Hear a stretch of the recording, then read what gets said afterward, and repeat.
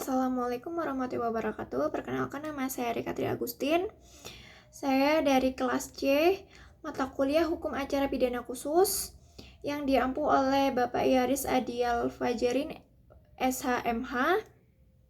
Di sini saya akan melakukan presentasi mengenai proses atau alur dalam sistem peradilan pidana menurut KUHP baru dan menurut KUHP lama.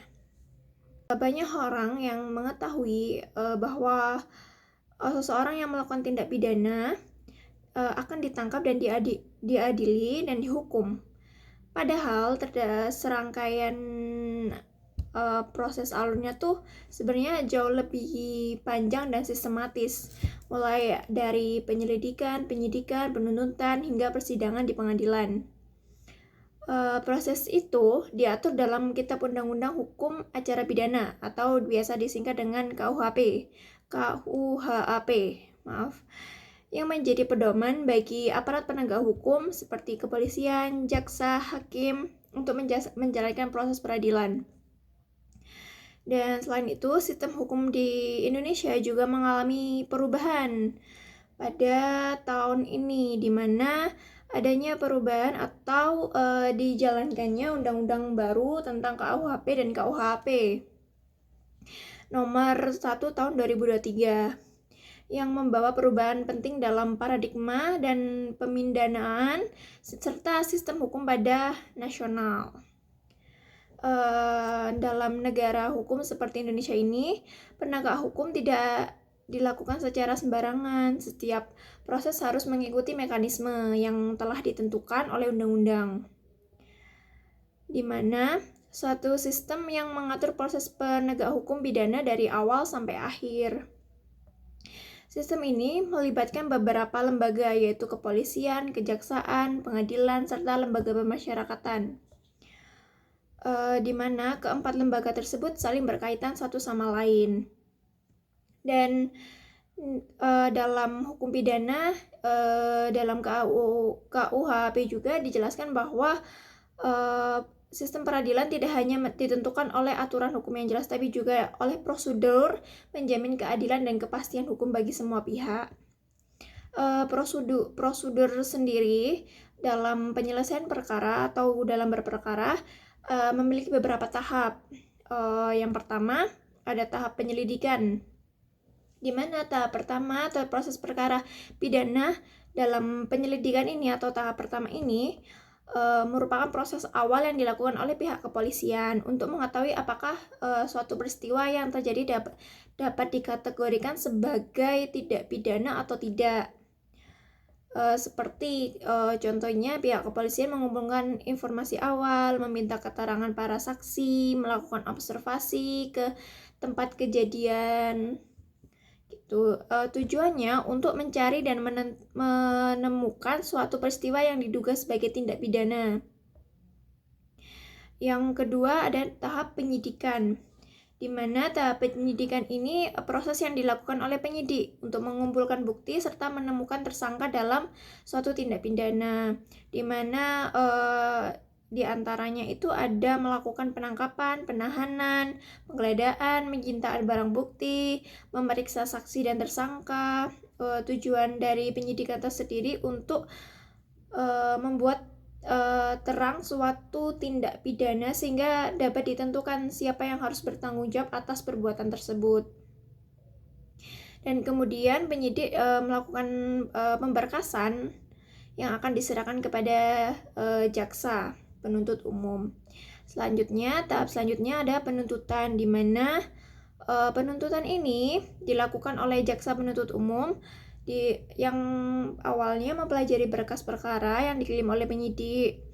Jika berkas perkara sudah dianggap sudah lengkap atau kita biasanya tahu tentang P21 nih.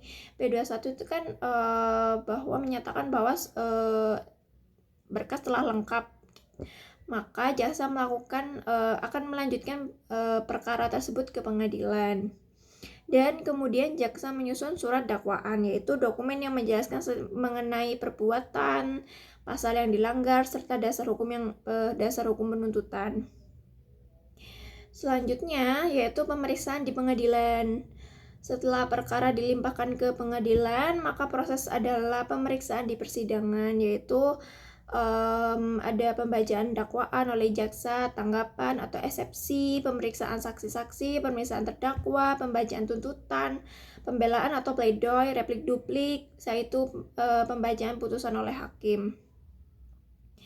Dan tahap terakhir ada tahap yang adalah upaya hukum, yang mana upaya hukum sendiri dikenal ada beberapa upaya hukum, yaitu banding, kasasi dan peninjauan kembali. Seperti itu.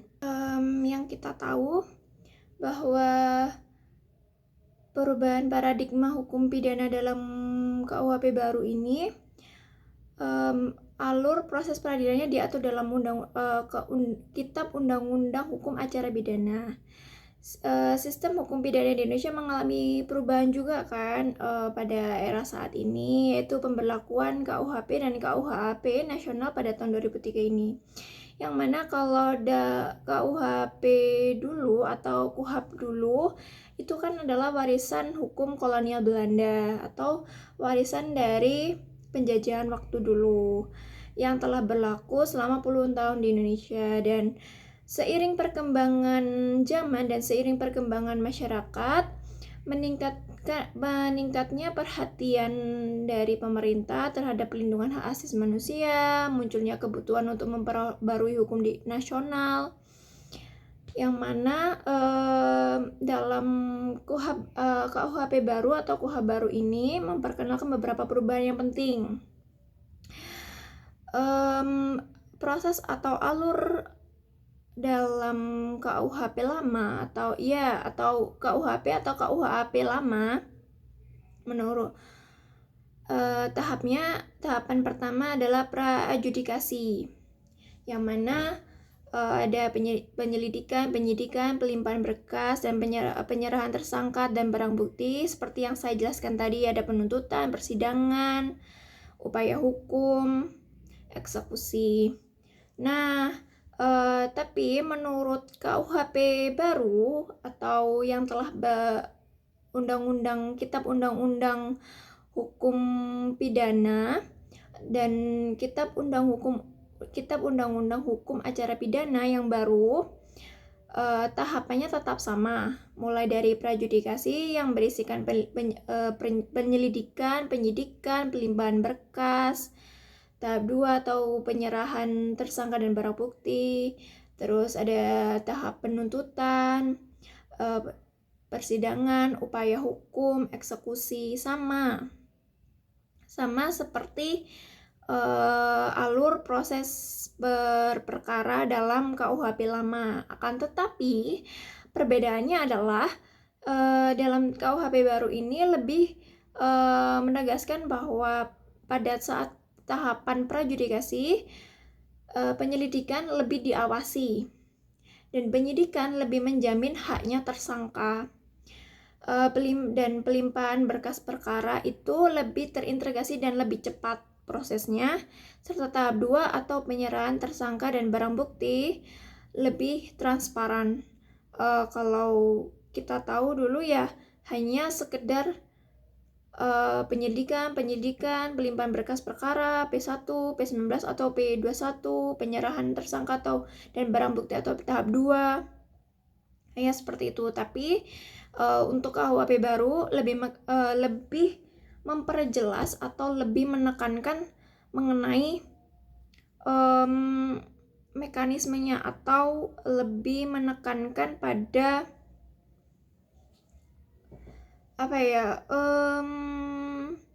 lebih kepada alurnya. Jadi kalau dulu itu kan kita tahu ya mereka tahu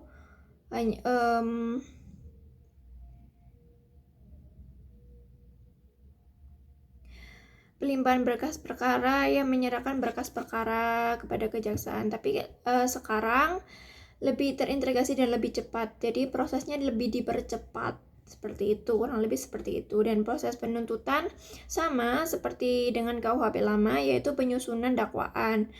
dan pelimpahan ke pengadilan. Tapi pada saat penyusunan dakwaan lebih ketat dan harus lebih jelas. Tidak boleh kabur atau absolvable, tidak boleh, harus jelas. Dan pelimpahan berkas ke pengadilan, kita tahu kalau menggunakan KUHP lama masih dengan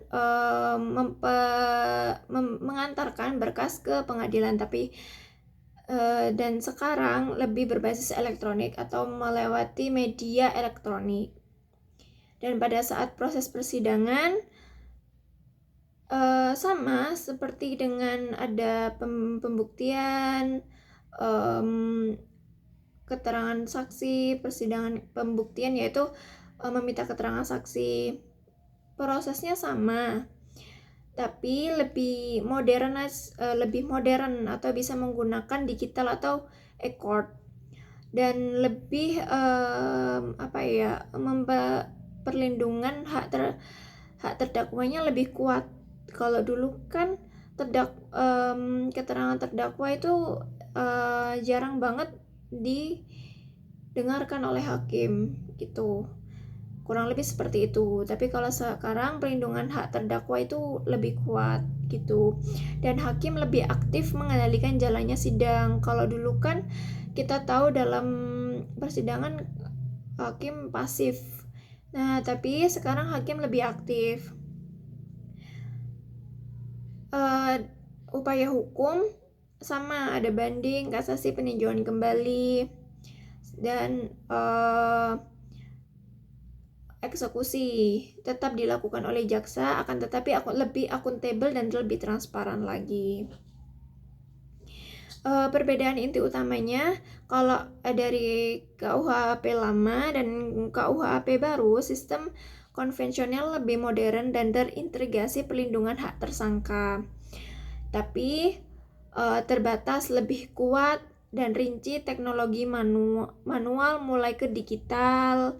Adanya e-court tadi, peran hakim cenderung lebih pasif, malah lebih aktif dan transparansi. Lebih terbuka dan akuntabel, efisiensi cenderung lebih cepat gitu. Secara struktur, alur perkara pidana KUHP lama dan baru tidak jauh beda. Namun KUHP baru membawa perubahan adanya perlindungan HAM, efisiensi proses, penggunaan teknologi, penguatan pengawasan. Kurang lebih seperti itu. Kalau secara proses tetap sama, adanya penyidikan, penyelidikan, penuntutan, dan lain sebagainya. Akan tetapi pada KUHP baru ini atau undang-undang baru ini lebih menekankan pada integritas atau lebih menekankan pada adanya perlindungan hak tersangka, terus lebih dapat menggunakan teknologi, dan peran hakim yang awalnya cenderung lebih pasif menjadi lebih aktif, kurang lebih seperti itu. Baik, dalam KUHP baru atau undang-undang baru terdapat adanya tahapnya lebih jelas atau lebih terstruktur, serta ada kontrol jaksa terhadap penyidikan karena jaksa bisa membuat B19 atau B21, dan adanya perlindungan terhadap haknya tersangka atau terdakwa. Jadi haknya dari terdakwa itu lebih didengarkan, atau mereka intinya hak mereka itu dapat dilindungi, serta adanya pra-peradilan sebagai pengawasan. Sedangkan kan kalau kita tahu pada undang-undang lama, yang pertama itu yang menjadi pembeda adalah penyidikan dan penyelidikan. Itu tidak dibedakan antara keduanya, penyidikan dan penyelidikan. Serta peran jaksa atau peran penuntutan itu lebih dominan. Jadi jaksa dalam persidangan lebih mendominasi. Seperti itu. Terus alurnya memang dikatakan lebih sederhana, akan tetapi tidak terperinci dan tidak ada kontrol yang kuat, serta hak terdakwa kurang untuk dilindungi. Setelah itu, perbedaan dari undang-undang lama dan undang-undang baru dalam KUHP, di mana di undang-undang baru atau KUHP baru, struktur alurnya lebih jelas dan bertahap. Sedangkan kalau di KUHP lama memang lebih sederhana dan tapi tidak terperinci seperti yang saya jelaskan tadi. Serta pada tahapan awal penyelidikan dan penyidikan itu dibedakan dan dilakukan terpisah. Sedangkan kalau di undang-undang lama dia tidak dibedakan dan tidak dijelaskan bedanya apa. Terus di undang-undang baru kontrol jaksa itu ada, yaitu pada penyidik, yaitu kelengkapan berkas perkara tadi, apakah jaksa bisa melakukan penelitian apakah berkas ini telah lengkap atau tidak, atau biasa dikatakan dengan P19 atau P21.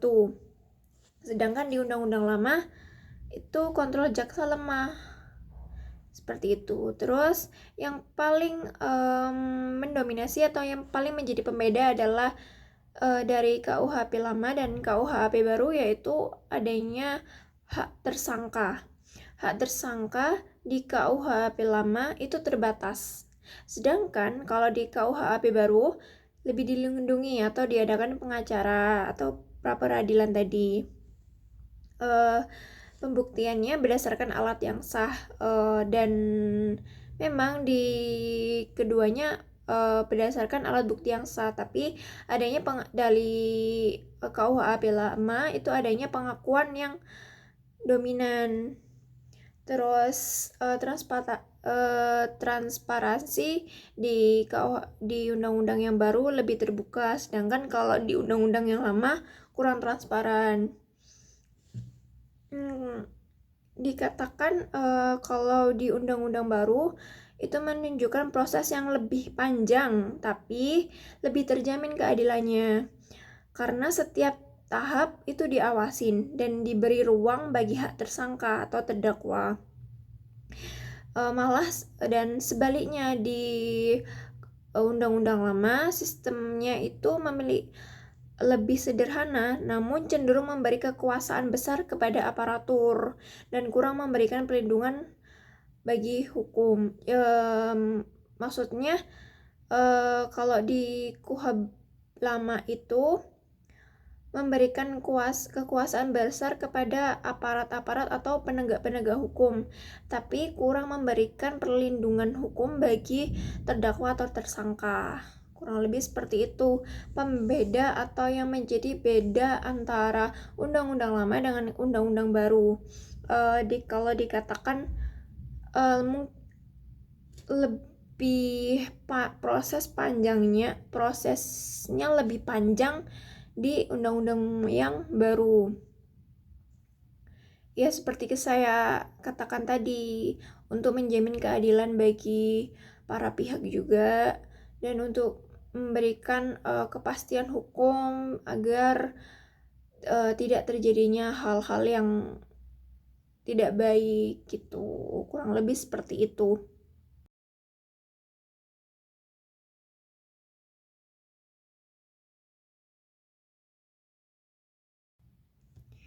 Dan dapat dikatakan juga di undang-undang baru adanya proses yang lebih terstruktur, transparan, dan melindungi HAM. Sedangkan kalau di lama yang seperti saya katakan lagi sederhana, tapi yang mendominasi adalah aparat hukum. Kurang lebih seperti itu perbedaan antara undang-undang lama dengan undang-undang yang baru dari segi hukum acara pidananya. Sekian presentasi dari saya. Wassalamualaikum warahmatullahi wabarakatuh.